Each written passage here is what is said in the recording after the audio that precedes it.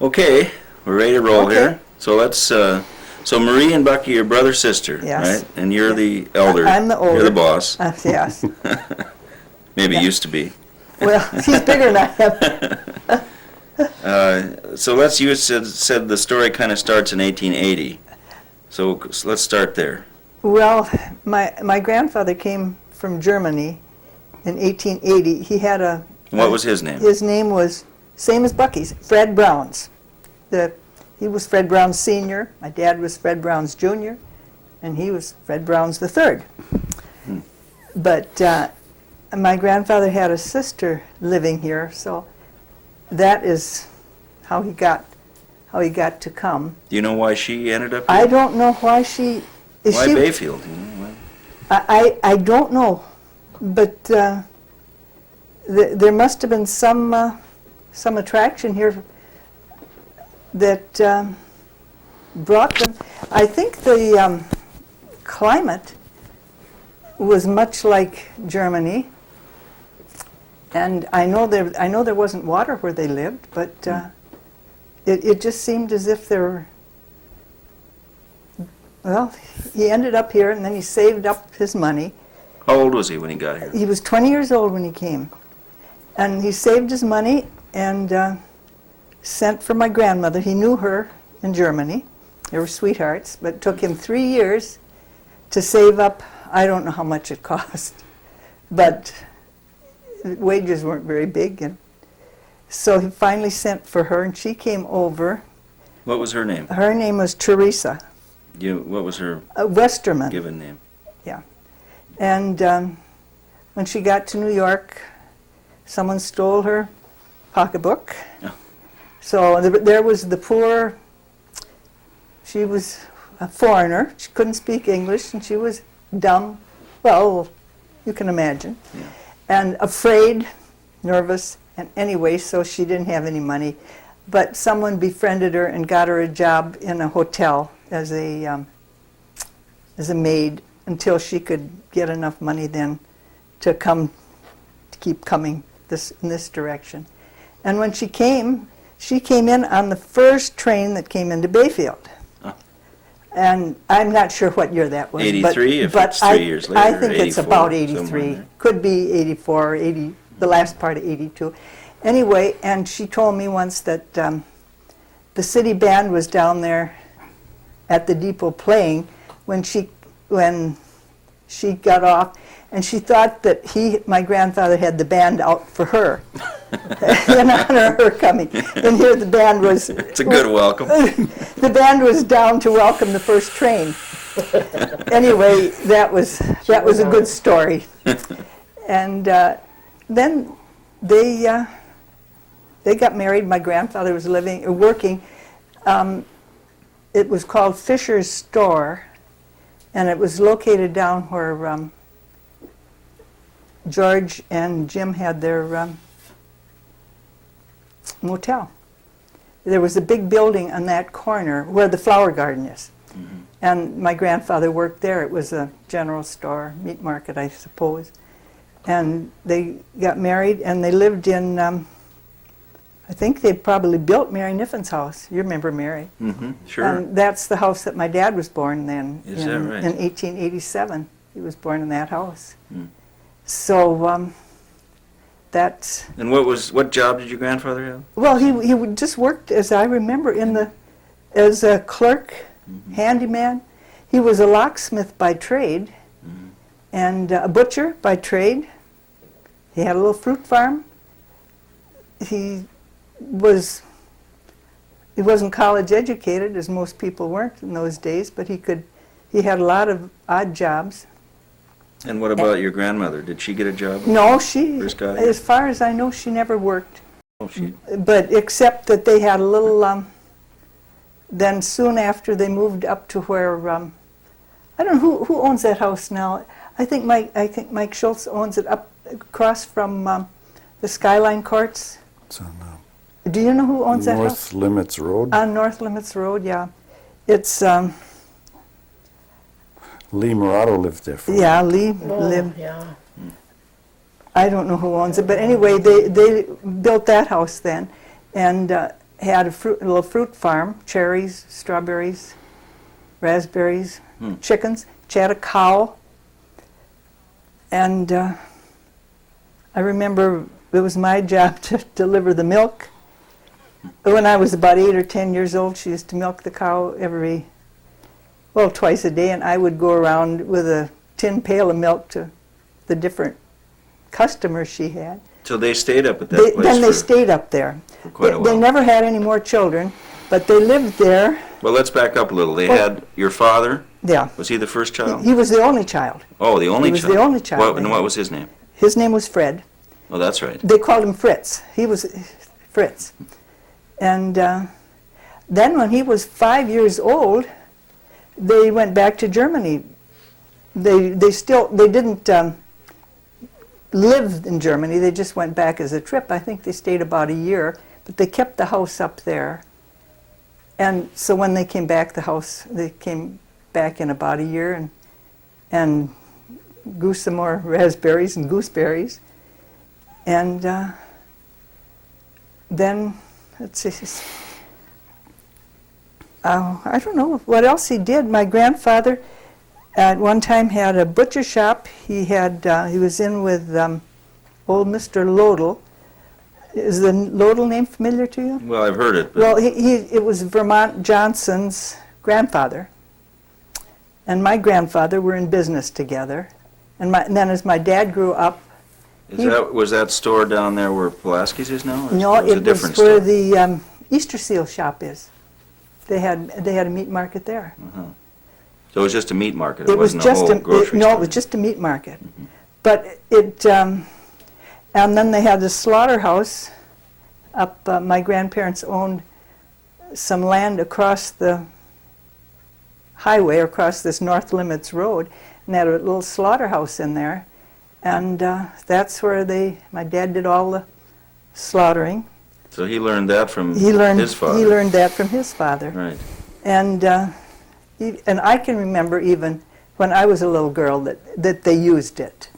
But then probably it hadn't been used, 60, 65 years maybe since it's been used. But then my grandfather died in 1926, and my grandmother lived down there until she passed away then about 1939. But in the meantime, of course, my dad got married in about 1910. No, who did he marry? He married, her name was Lena Tebby, and she came to Bayfield about 1902. She was a little girl from Alabama, and her mother was dead, so her father and her packed up everything they owned and came as far as Duluth, where her father had a brother who was a harness maker.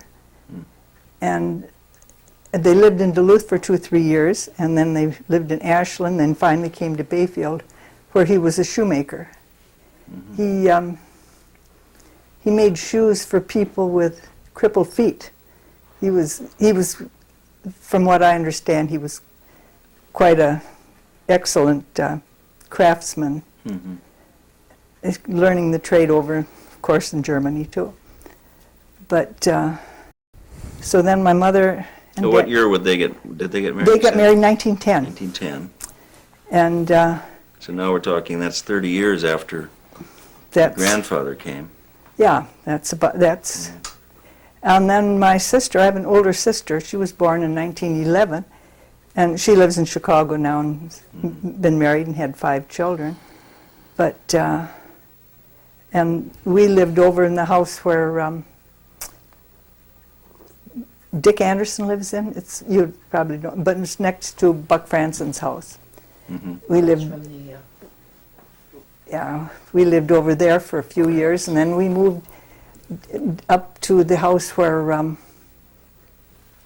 Carl Dahl lives, up Ann Cameron lived, you know Ting, Ann Cameron lived. And then in 1922, we moved here. He still wasn't on the scene yet, see? Oh, I see. So you don't have anything to say about this so far? He's learning now. And my mother told me, or Dad told me, I don't know which one, but that they bought this house for, I can't remember if it was either $600 or $800, but In 1922? in 1922. Of course, it wasn't a very good house at the time. I can remember it did have lights in, electric lights. And you were how old then? I was 9 years old. 9 years old. So Yeah. you've lived in this house since you were 9 years old? I've lived in this house since I was 9 years old. Yeah, that's a long time.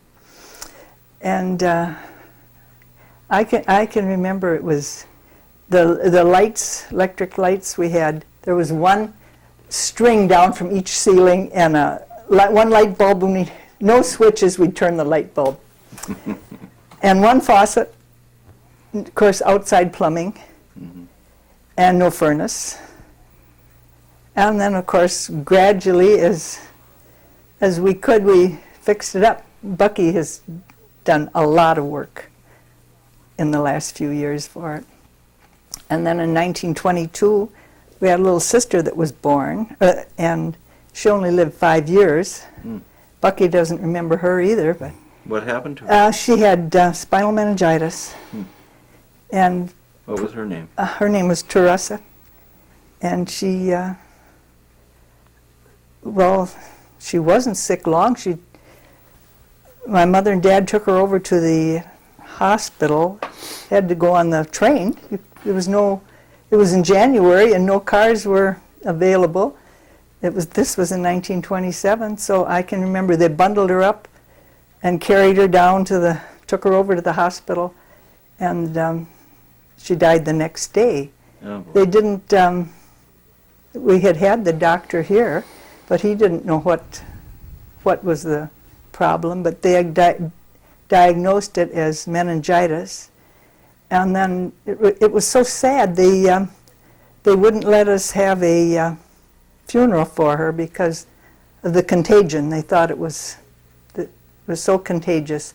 So they put her in a sealed casket and took her and sent her over on the train, and then buried her right then.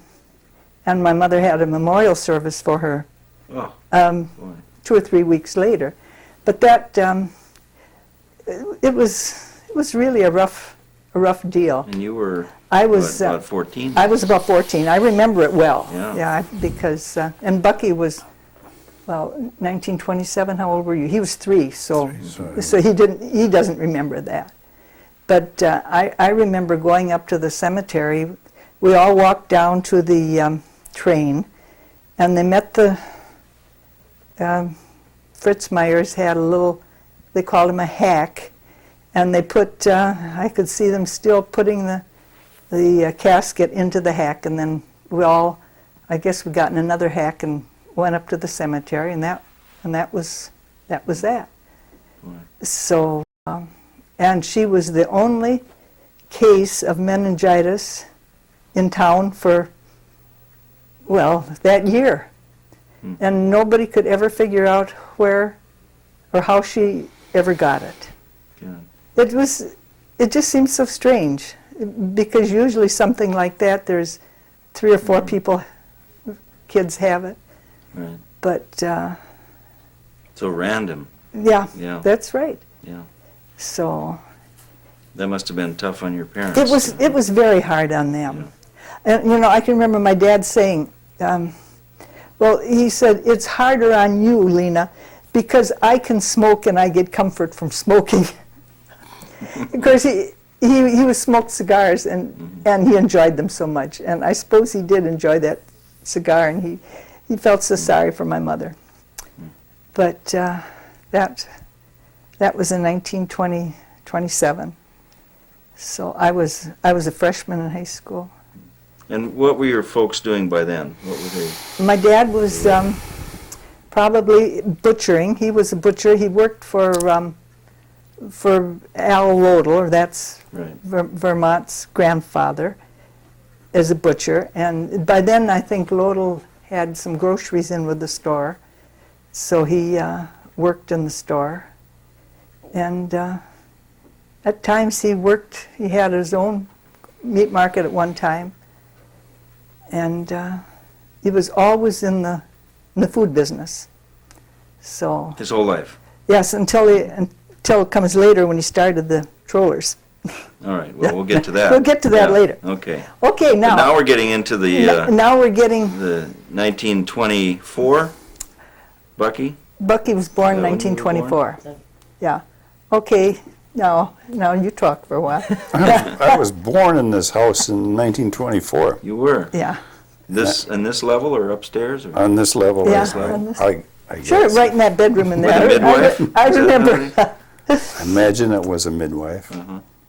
Oh, yeah, and Dr. Harris, though. Well, the doctors used to come to the But- house call. Yeah, but then there was a woman,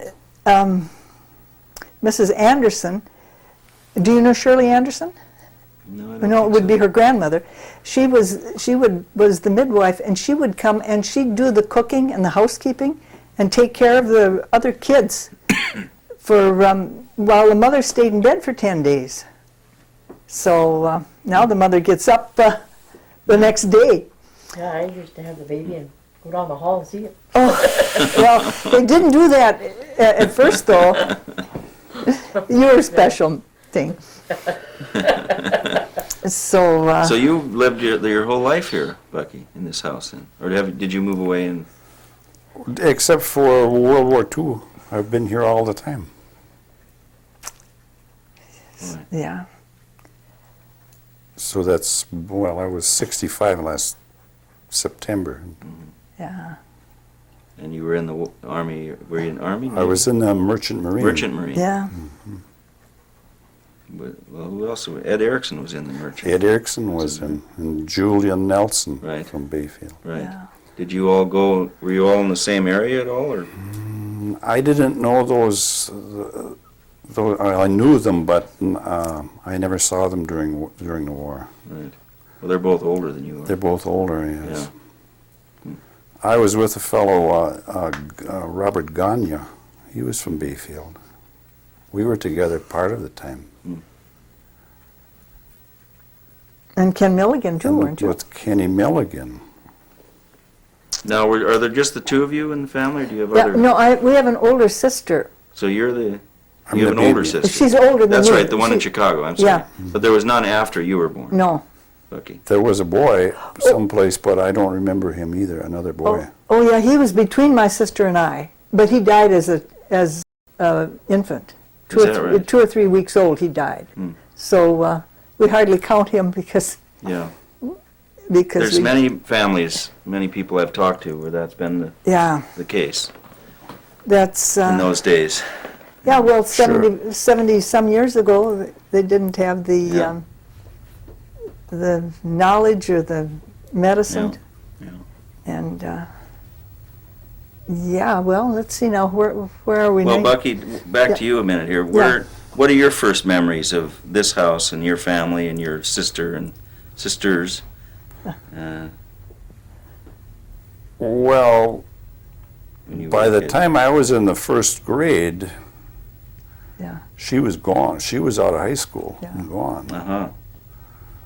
So I don't, that was early. So you were years. kind of like an only child at that I point. was kind of like an only child. I don't remember much of her except a couple basketball games she took me to. Well, we had red and white crepe paper on a stick. Yeah. And we shook that. Yeah. See, this Now- year I was a senior. He was in the first grade. I was in the first Right. grade. I see. So you, Yeah. senior here in Bayfield High, you'd take the...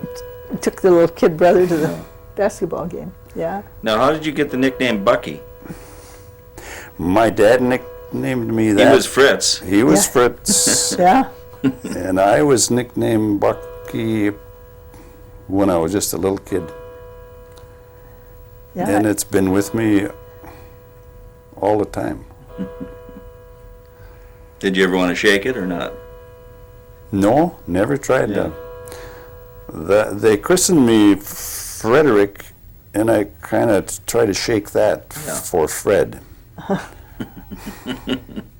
Middle name? William. So I didn't, that was okay.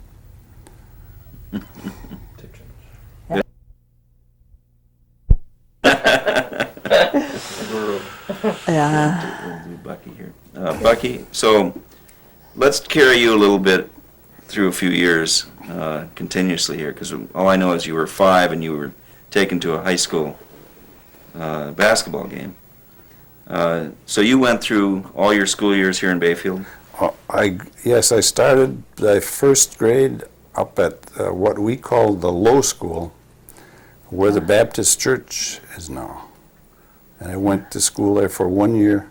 Mm-hmm. And the other 11 years I went to what is Bayfield High School, Mm-hmm. or Bayfield School. Right. And then where did you go once you graduated? What happened? Well, I graduated in 1942, right when the war was on. Uh-huh.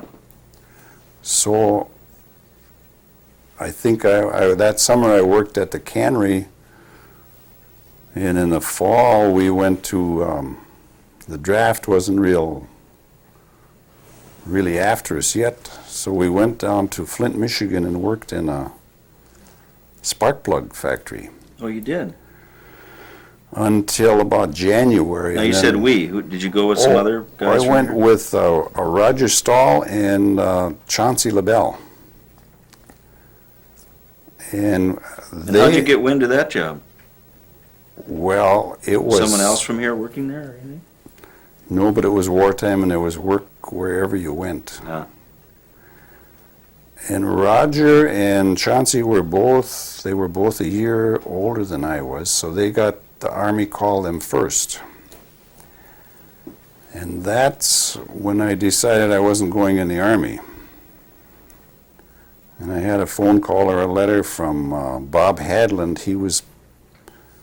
I guess he was in school at Northfield, and he said, let's go to Bayfield and we'll go from there to Duluth and sign up for the Merchant Marine. He said, we won't have to march. Yeah, was that, now, I was going to ask you, why did you decide you didn't want to go in the Army? That was one of the reasons. One of the reasons.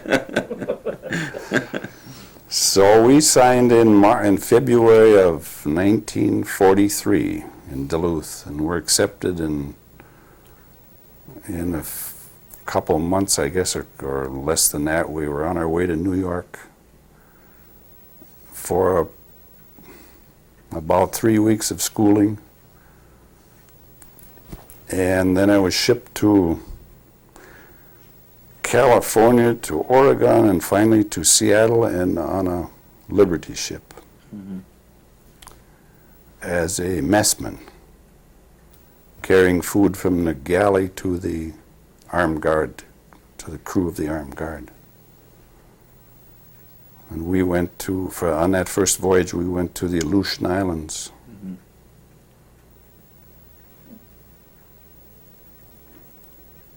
I think I made 3 trips that in that area.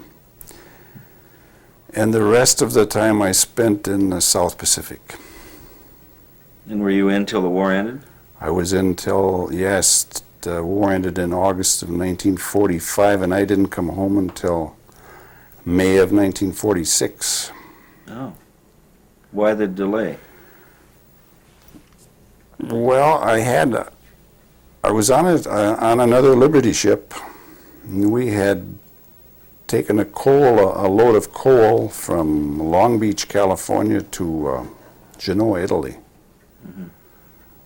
And it was a long trip. It was 32 days or 33 days from Long Beach to Italy. That was, I remember the word, it was UNRWA, United Nations Relief and Rehabilitation. So this was a sort of post-war Post-war, that's right. recovery kind of Recovery. effort. Yeah. And you got back here in May of 46 That's right. and picked your life back up. What'd you do then? That summer, I don't think I did very much of anything. Well, you were sick, weren't you? I don't think so. Not very Sick of war. sick of war. No, no, but I think you had been sick. In 1940, that would be 46. I think I went out into South Wyoming or South Dakota and worked out there on a dam project Mm-hmm. for one summer and fall. And when I came back here, I started to work at Bob Hadland and a friend of his had started a garage. It was called Viking Motors. They were going to sell they did sell DeSotos and Plymouths. Mm-hmm. And I started working there. And what was your job there? Well, I did a little bit of everything. I pumped gas and washed cars and greased cars and took care of some parts. And had you met Shirley, your wife? No, I hadn't met. Not yet. I didn't meet her till. When did you meet her? I think I met her in 1948 or 49. Here in Bayfield. Yes. What was her maiden name? Her name was Shirley Moe, and she was working for the Bayfield County Welfare Department. And what was she related to Elvis? No, it's a different Mo. different Moe. Oh.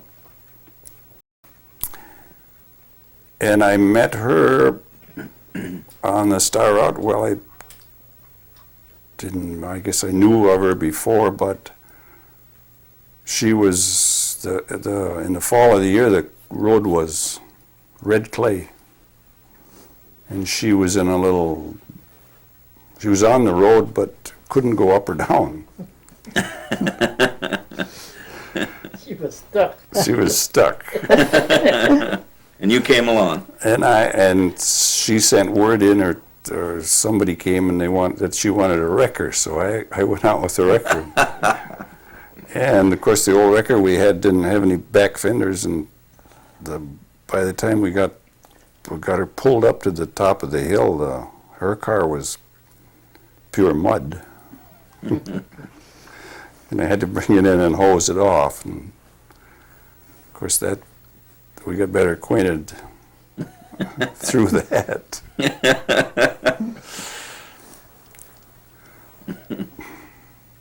So that was it then? Or when did you get married then? How We long didn't after get that? married till 1959. Oh, you didn't? No. Oh, I see. Did that mean that one of you couldn't make up your mind, or was someone running away? Well, there was some.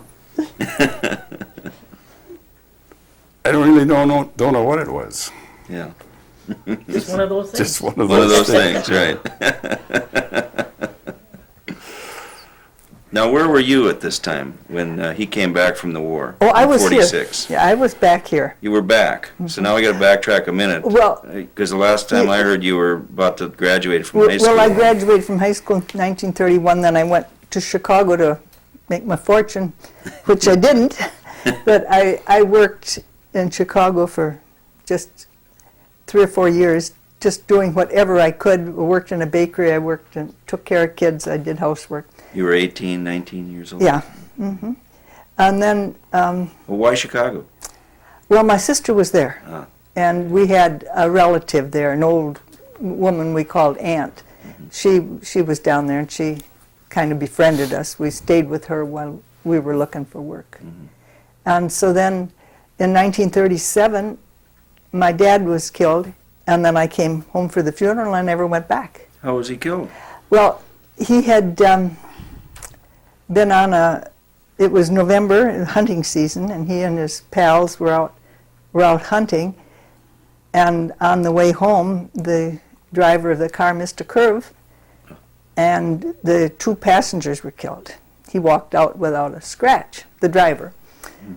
So then I stayed home after that. So you got that news and you came home. I got that news and came home. But in the meantime, my dad had started the Trollers Inn. Right. Now, what year would he have started? He started Trollers? that in July of '37. He only had it for 5 months. He called it the Blue Ox, though. He was you've heard of Paul Bunyan, the Blue Ox. My dad loved Blue Ox and Paul Bunyan stories. So he had his tavern named the Blue Ox. Was it in the same location? No, it was in the location where the Eulery is now. There was a big building there. Oh. And that building went down the flood later. Mm-hmm. So anyway, he started that tavern in July. Well, then by November, Thanksgiving time, he was gone. So that left us with a tavern. Bucky was 13 at the time, and we had the bartender that was there ran it for 3 or 4 years, and then we sold it to Elmer Sharp. And Elmer changed the name from the Blue Ox to Trollers, and it's been Trollers ever since. That would have been what year? Probably 40, do you think, Bucky? I don't remember. I think it would have probably been 1940. About that, because they moved it out of there before the flood. Yeah, and then Elmer Sharp moved from that building down to where the Trollers is now. And then that building stayed vacant, and when the flood came in '42, the building went down, just completely collapsed. Now, when you came back, how old was your mother? My mother was 49, 50? 50, yeah. Right. See, my dad was just 49 when he died. And my mother was the same age, of course. Right. Yeah. And so we had kind of a struggle for a few years. Yeah. There was no such thing as Social Security because Social Security hadn't come in, and That's right. And the man whose automobile he was in didn't have any liability insurance or any, so there was nothing to collect there. Oh, boy. So we and this, now you were still up in the farm? no, we're here. Oh, That's right. yeah, it was my grandparents. You on were here. That the was farm. grandparents. We were here. You were here in this Yeah, house. we were here in this house. Of course. Okay. And I didn't know anything about running a tavern, and my mother didn't like it.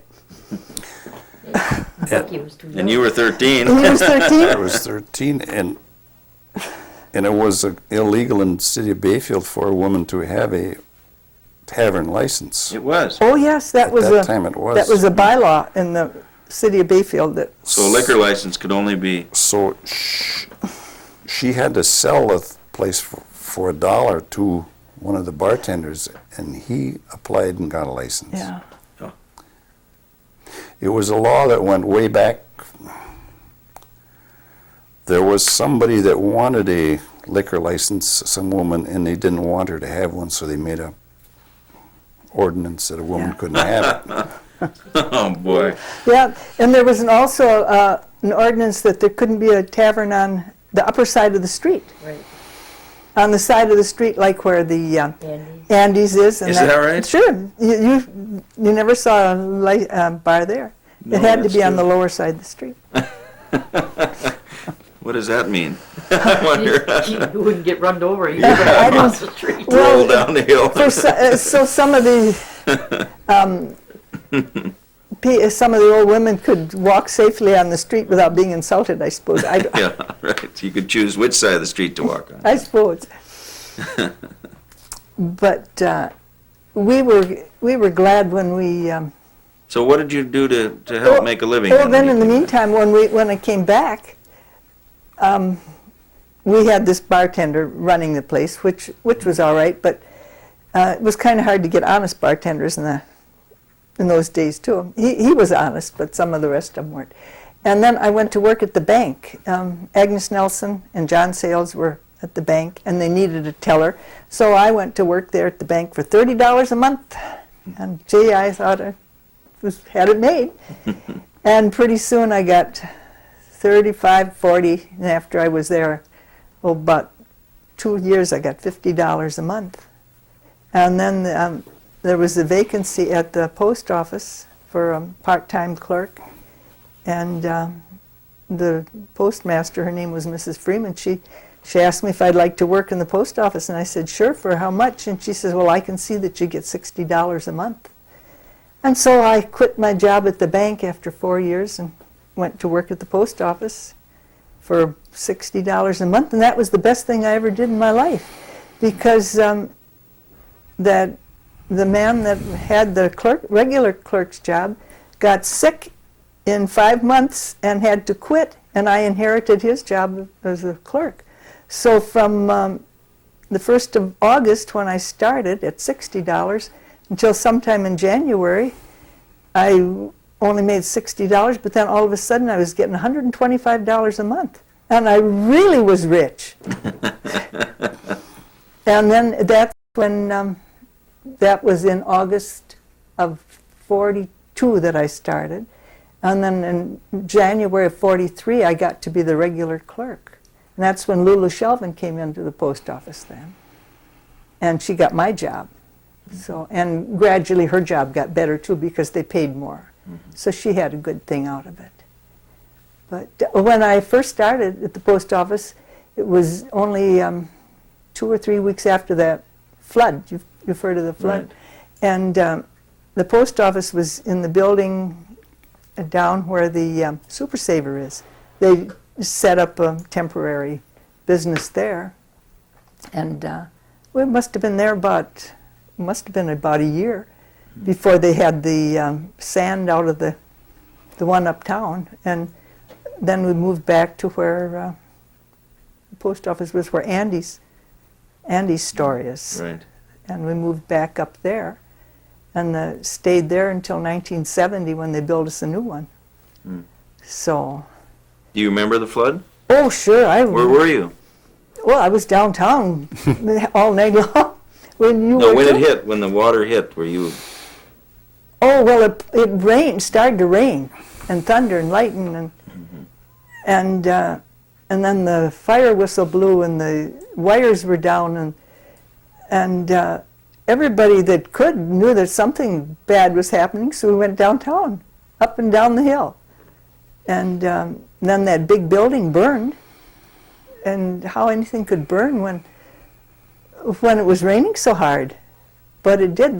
That building had a grocery store, a drugstore, and 3 or 4 apartments upstairs, a beauty shop, and a lawyer's office, and the Mrs. Turnquist lived there.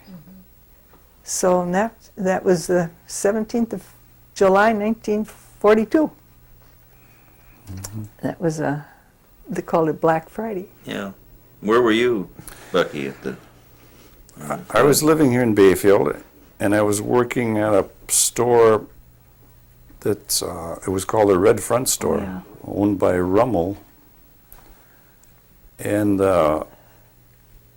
well, seemed like he was quite an elderly man.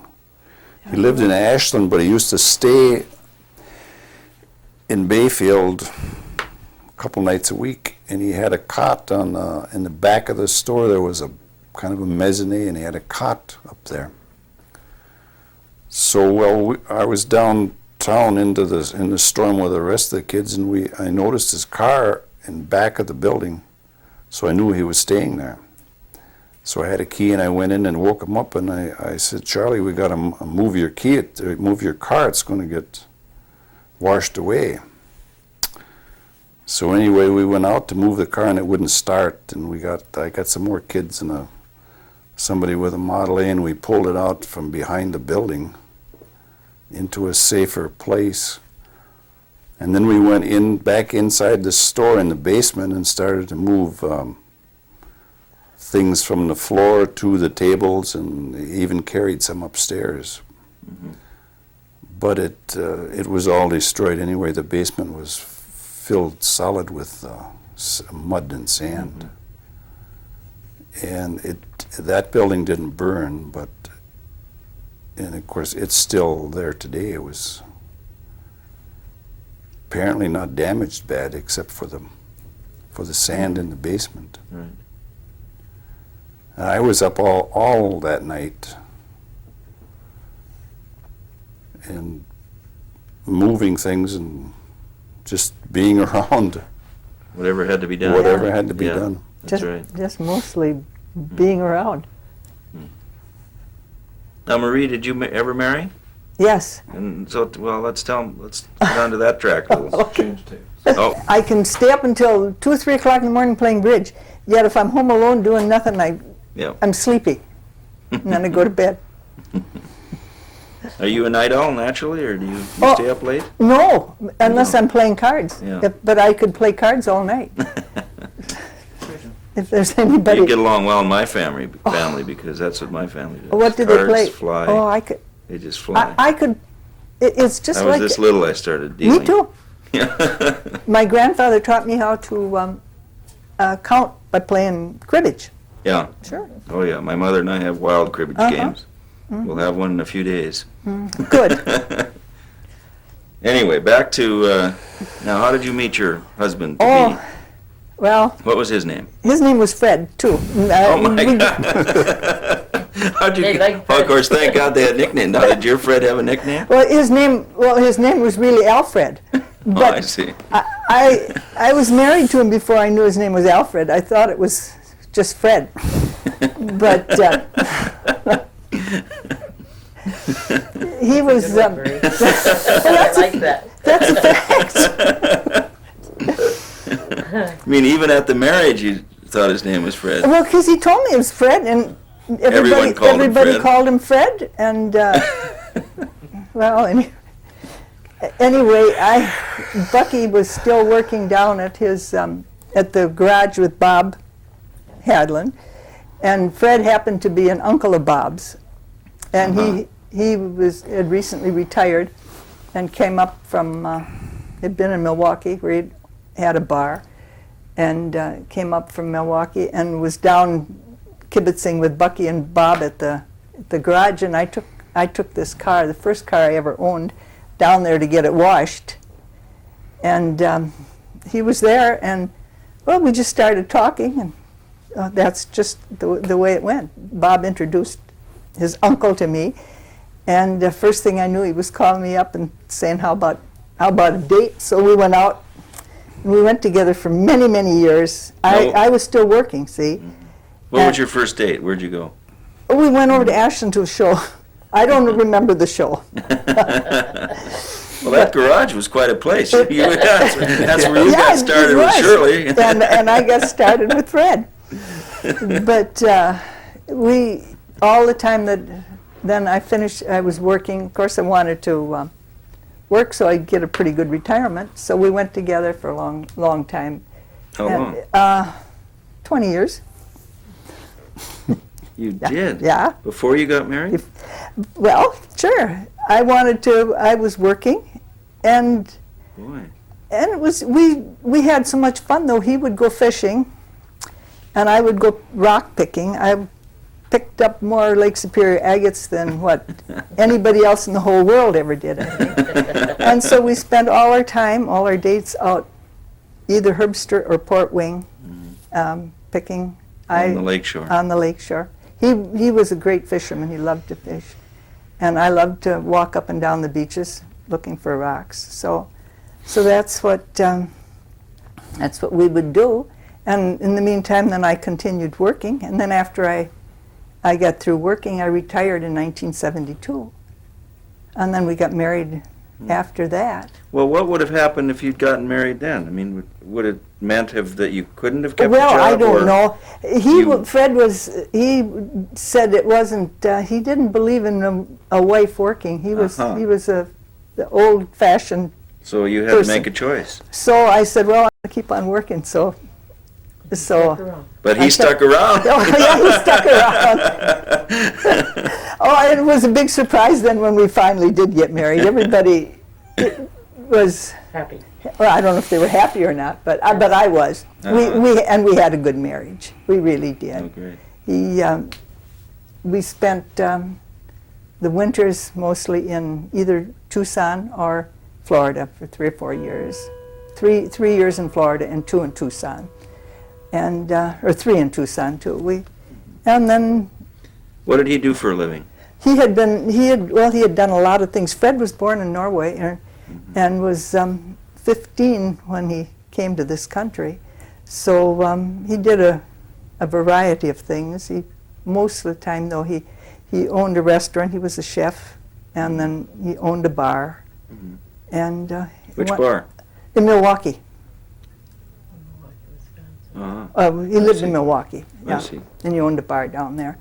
And then he sold that and came here. Mhm. And then in the meantime, he did go back and redeem it. He took it back from the person that had bought it and ran it again for a couple of years and then resold it. So, Mhm. but we really had a very good marriage. And after we were married, we continued to go out. He'd go fishing, and I'd go rock picking. That went on day after day after day. And he'd catch the fish a lot of times and throw them back. It was just fun to catch them because neither one of us cared much about eating them. So, so So how long were you married then? we were only married 10 years when he died. Yeah, So he died in 82 then? he died in 85. Though we didn't get married. 85. He died in 85. We my sister's husband had a bad stroke about Christmas time of 84, and well, he lingered for about 3-4 weeks, and then he died. And Bucky and Shirley and I went down to his funeral on the coldest day in history, and then his funeral was on a Monday, and Fred had a heart attack that same Monday and died. Is that And right? I said, here it was the first time in 10 years I had left him alone overnight, and he up and dies that same day. So that it didn't seem quite fair, but It wasn't. but that's what happened. So then Oh, boy. my sister and I, she took the plane back to Duluth, and the next morning they called us, and we flew back.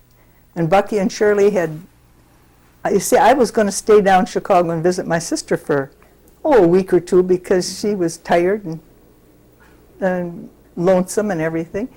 But then the same night after her husband was dead, we got the call that Fred was dead. So we came home to Duluth, and my good friends Mary and Rick met us in Duluth. And then Bucky and Shirley had started out for home before we got the message about Fred, but they stayed overnight somewhere. They were going to take a little trip for one day, so they didn't know. We got home before they did. We were home sitting here. We came home then the next afternoon. And Oh, boy. you were surprised, weren't you? Yeah. So, yeah, that was quite a. And he hadn't been sick. Just He hadn't been sick. But our neighbors, Mary and Rick Pomerleau had been in, had coffee with him that morning, about 9 o'clock, like he always did. And then that day, he didn't see any light come on at 5 o'clock, 6 o'clock. And they called on the phone, no answer. And finally, about 9, 10 o'clock, they got kind of worried. And they came over, and there was Fred sitting in this chair, just Right there. he had his boots on. He had been out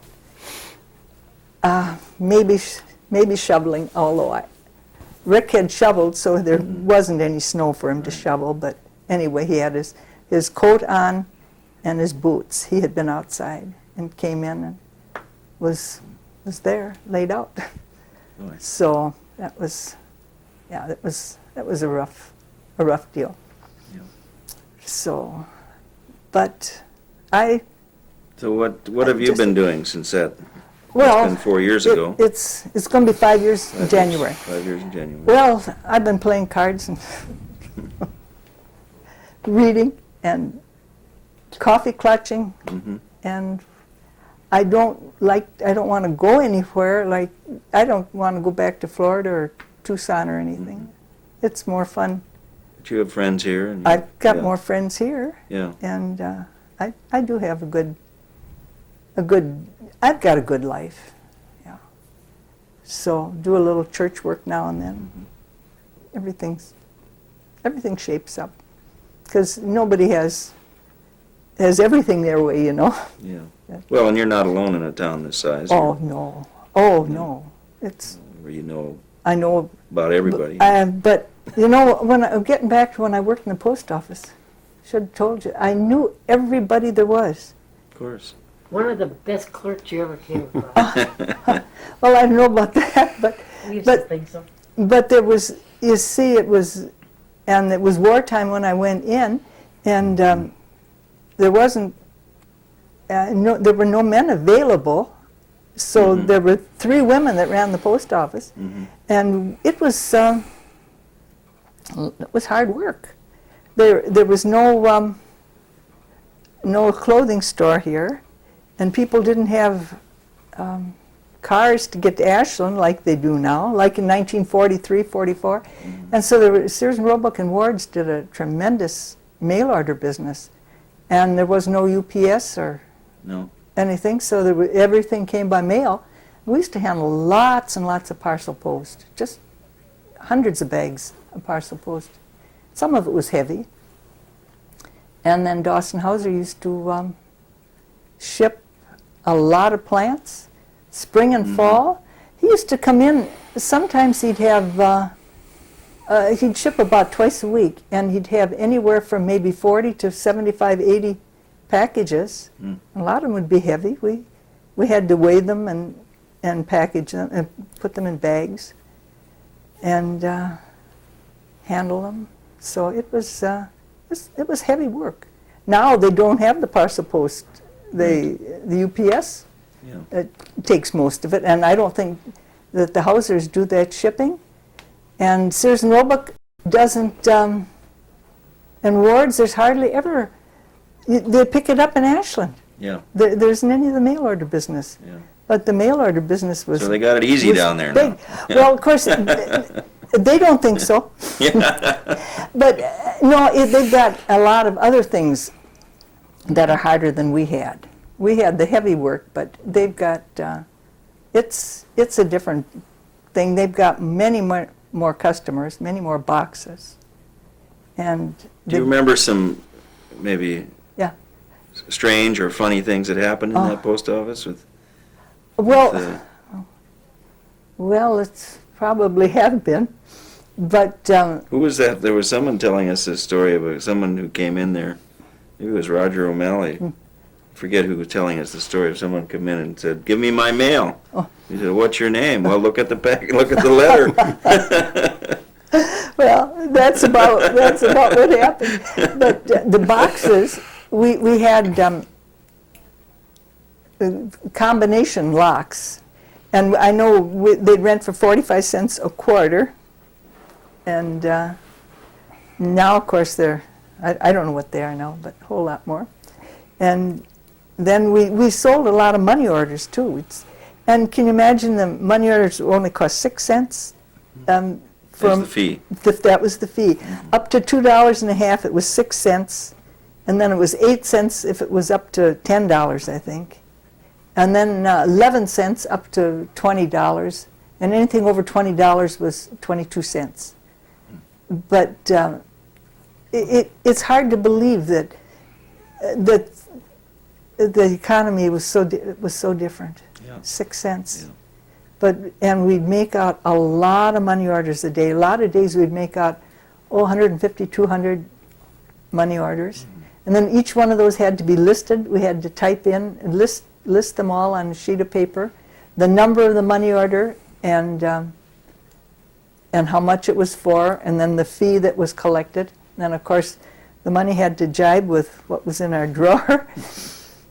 I guess because a lot of people didn't have checking accounts. They didn't have checking accounts then. Now I don't think they do much money order business. No. Very little. The only time is if somebody insists on a money order so the person can cash it. So instead of buying a cashier's check, they have a money order. So how many years did you work at the post office? 30. 30 years you put in. And Retired? And then I retired. The day that I had 30 years in, if you were 55 and had 30 years in, you could retire. That was one of the rules. So I was lucky enough to have 30 years in, and I was 58 when I retired. So I've had a real good retirement. And then after you retired, how long before the wedding? Oh, 3 years. Next day? Yeah. Oh no. Well, we had to make up our minds. Yeah, it's true. Now there was no obstacle. No, the big reason was Fred was 14 years older than I was, and he always said he didn't think it was fair that I would have an old man to take care of or something. Well, as it happened, I didn't have to take care of him. He would have. He took care of himself. He was very, very capable. Yeah. But another thing at the post office, we used to sell Postal Savings. I don't suppose any of you ever heard of Postal Savings, but we had that. And the kids could come in with $2, $5, $10, or $20 and save it, and we'd give them a certificate. So we had all that to contend with. And you kept it right there? Well, Or the you money. turned it in? We turned the money in, but we Yeah. gave them a certificate, and then we had to keep a card for everybody. So you were part bank? We did a banking business, and then we sold savings bonds and savings and stamps. The kids at school would come in with a quarter, and they'd buy a stamp, and then if they'd ever get their book filled, they'd have enough to buy a bond, 1875. And then after they buy the bond, then after 60 days they could cash it, so then they'd cash it. So Now, Bucky, you said that you were on the verge of retiring. A couple of weeks you're going to retire. I should be through working the end of January. And what job is that? Where do you work? Bayfield County Highway Department in Washburn. And how many years have you worked there? I started there in March of 1957, so it'll be almost 33 years. Ah. And you'll be 65, so that's the... I was 65 in September, Uh-huh, a couple months ago. right. So you put in... Could you have retired when you were at 30 years? You were 60, you would have been 62 then. I could have, yes, at a reduced benefits. Yeah. But I have to get up in the morning anyway, so I thought I'd get up and go to work. And I enjoy working. Mm-hmm. It's I don't have to be outside, or it's all inside, so it's easy. But in 2 weeks, you're not going to do that anymore. No. You think you'll miss it? I know I'll miss it. There's no way you can do something for that long and suddenly stop it and not miss. So I'll have to find something to fill those 8 hours a day. Actually, it'll be 9 hours because I drive from here. It takes, in the morning and drive back in the evening. Right. I'll have to find something to do for 9 hours a day. Yep. Well, you will. and he's no card player. See, that's the Not a trouble. card player. He doesn't. No, I'm not a card Well, how player. did you avoid that? There was probably too much card playing Maybe. going on. It all washed off on me, and Yeah. So. But I enjoy fishing and hunting and that kind of stuff, so I'll find Right. time.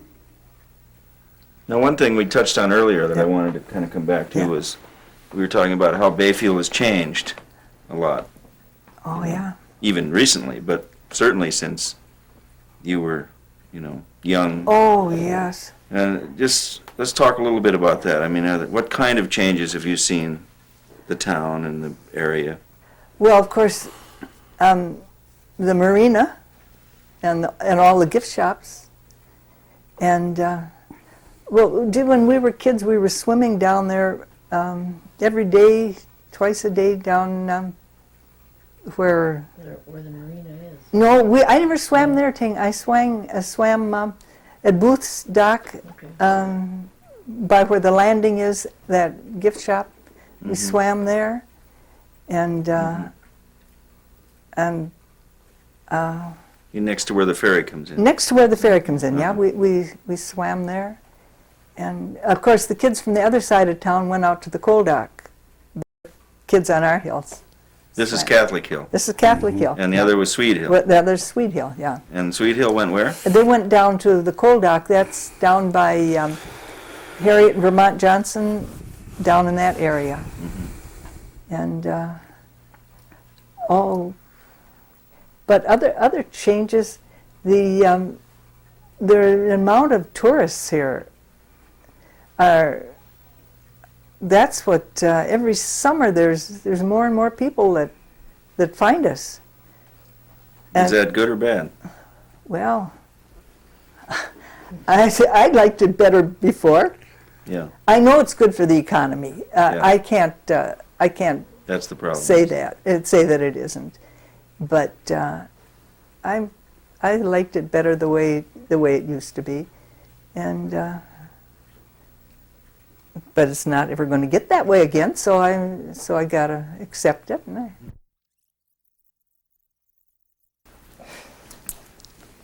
Okay. All right. Okay, so turning the train around. Let's hear this. Well, this was the end of the line for the train, and so the locomotive had to be turned around. And there was a great big thing, they'd put the locomotive on, and then all the train men and all the kids that were around would get on these great big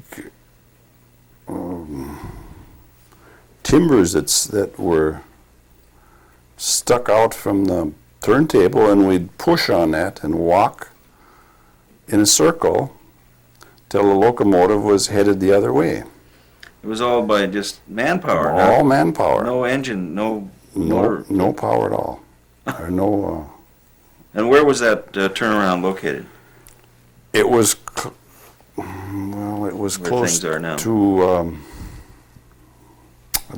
it's called Bayfield Crossings. It's a building that has a Trudeau's Oh, yeah. Quicksilver, Yep. and I don't know. Right. It was close to that. And I remember another time about the trains used to come in on Saturday evening with tourists from Chicago going to Malden Island. And the kids would wait for that train and carry suitcases in from the train to the ferry boat And get a tip. and get a tip. Yeah.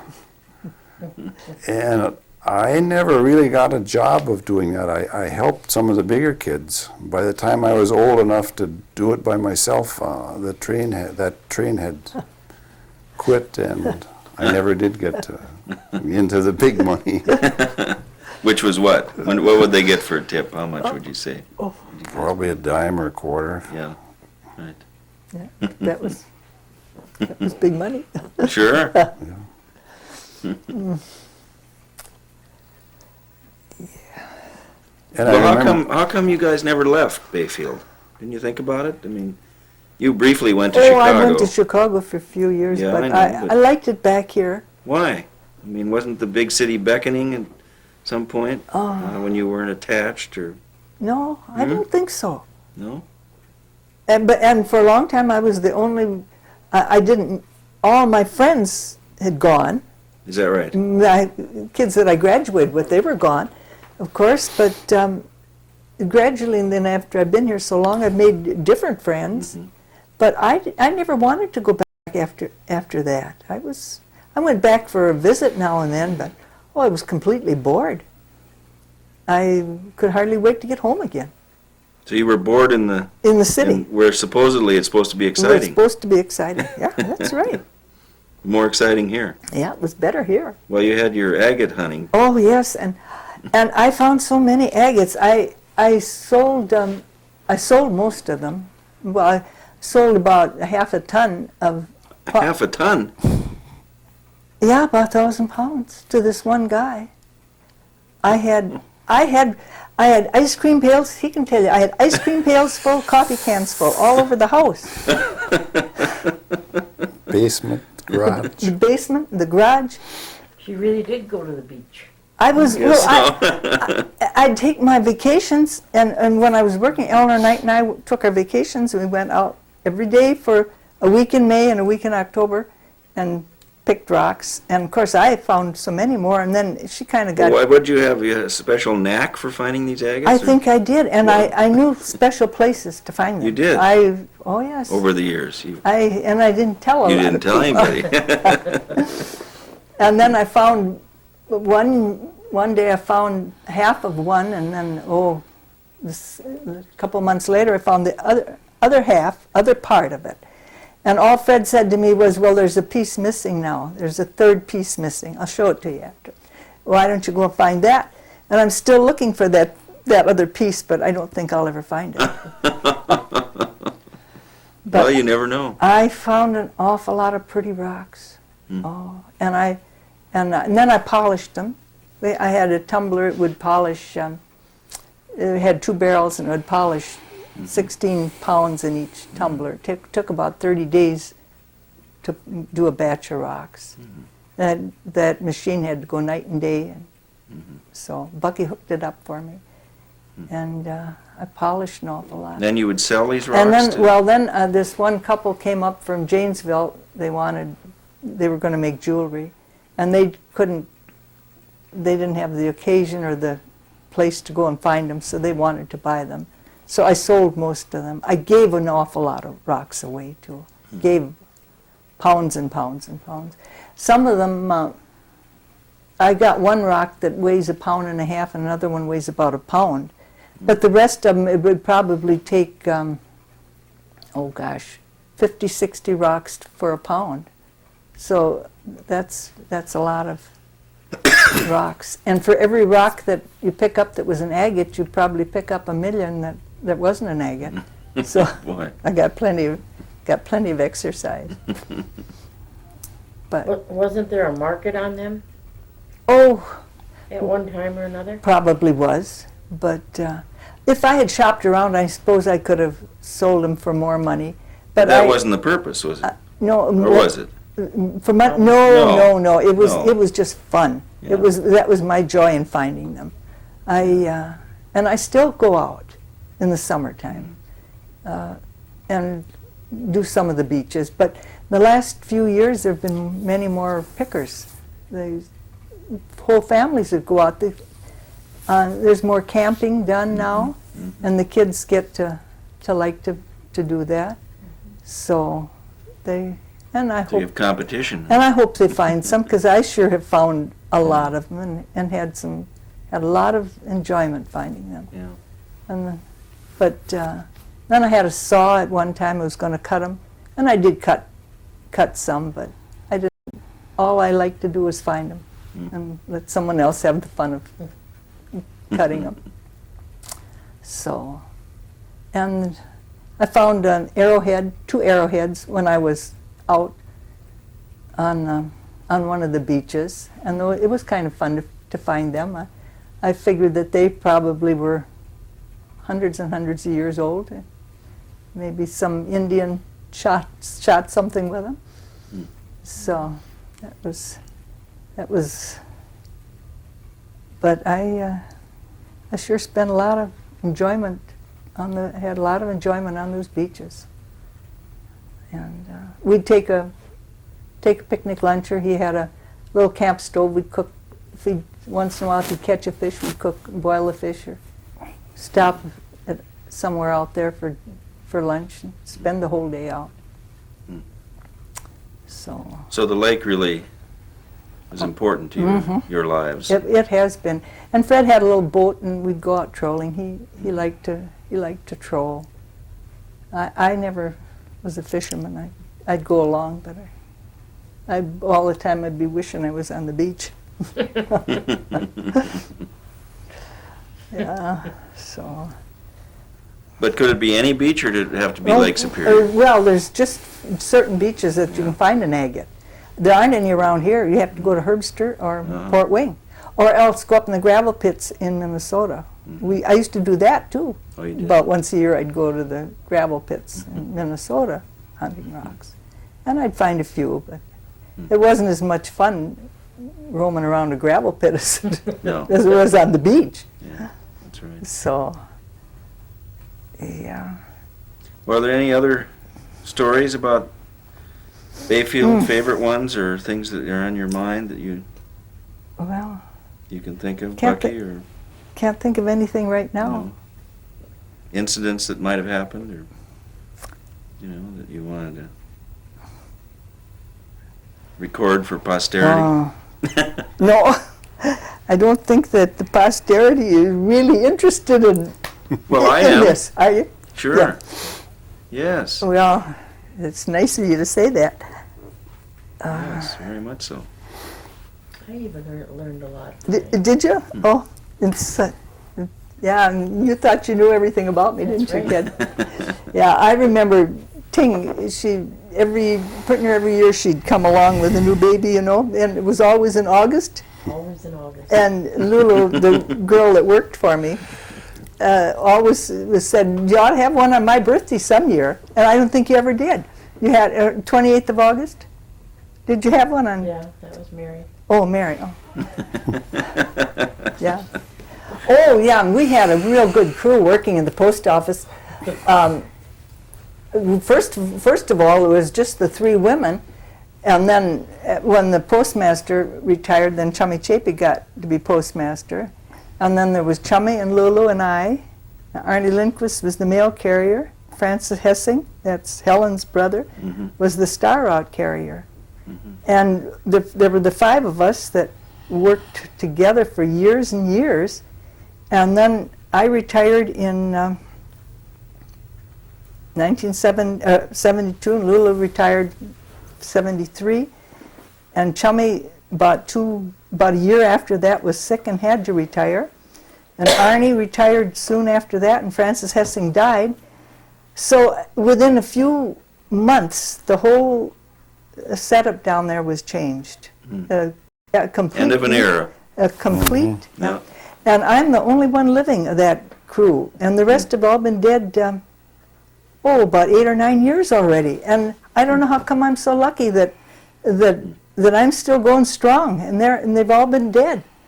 And we were all about the same age, within a couple of years, the same age. So it just seems so strange that I'm the only one left.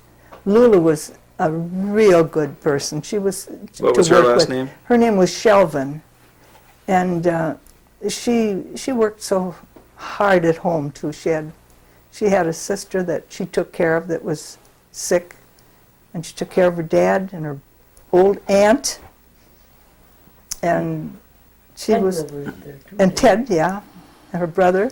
He was, until he got sick, he helped. But then she retired and didn't have very many, even months of good health.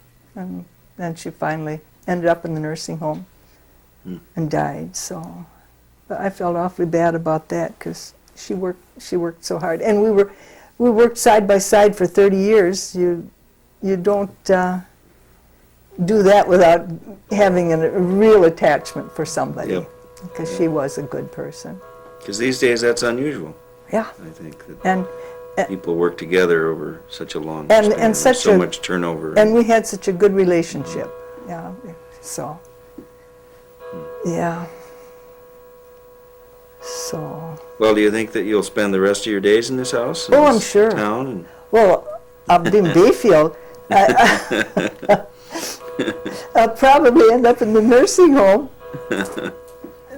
well, let's hope not. I hope not. No. Yeah, I'm going to stay out of it as long as I can. Yes, right. But if the time comes when I have to go, I hope I'll go willingly.